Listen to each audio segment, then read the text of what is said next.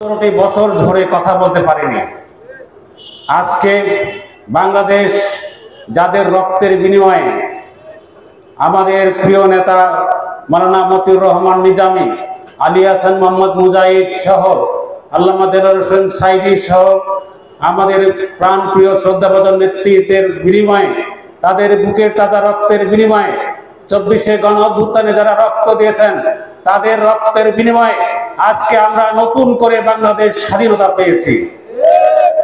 এই স্বাধীনতার পর্যায়ে আমরা যে পর্যায়ে আছি, আমাদেরকে নতুন করে সিদ্ধান্ত নিতে হবে যাতে করে এই বাংলাদেশকে আমরা নতুন ভাবে গড়ে তুলতে পারি।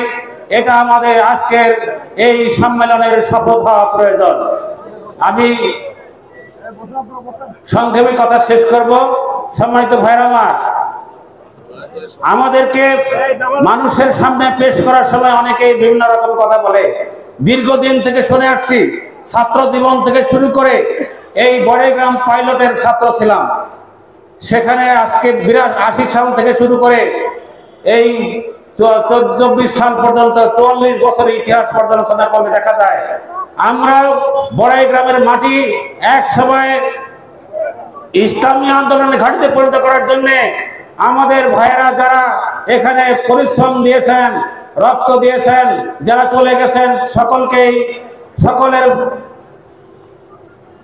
পরিশ্রমের বিনিময়ে আজকে এই বড়াইগ্রামের মাটি দুর্জয় ঘাঁটিতে পরিণত হয়েছে ইনশাআল্লাহ। সম্মানিত ভাইরা আমার, আমি কথা বাড়াবো না, আপনারা নামাজের প্রস্তুতি নিচ্ছেন।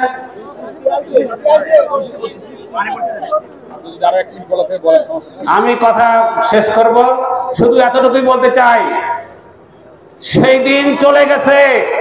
আপনারা একসময় বলেছিলেন যে আমরা ভারতে যাব না, কিন্তু আজকে আপনারা ভারতে যে আশ্রয় নিয়েছেন, আমাদেরকে পাকিস্তানে পাঠানোর চেষ্টা করেছেন।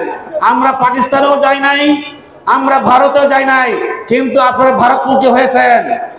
এই জন্যই বলতে চাই, আমরা এদেশকে ভালোবাসি। এদেশকে ভালোবাসার কারণে আমাদের ২৪শে গণ অভ্যুত্থানে ২০০০ জনশক্তি রক্ত দিয়েছে। আমাদের এই ভাইয়ের আমাদের নেতৃবৃন্দ রক্ত দিয়েছে। এই রক্তের বিনিময়ে আমরা দেশকে স্বাধীন করেছি। আমরা আর কোন ফ্যাসিস্ট চাই না। আজকে যারা এখানে উপস্থিত রয়েছেন তাদেরকে বলতে চাই, আপনারা আগে নির্বাচন চান না বিচার চান? আপনারা আগে সংস্কার চান না নির্বাচন চান?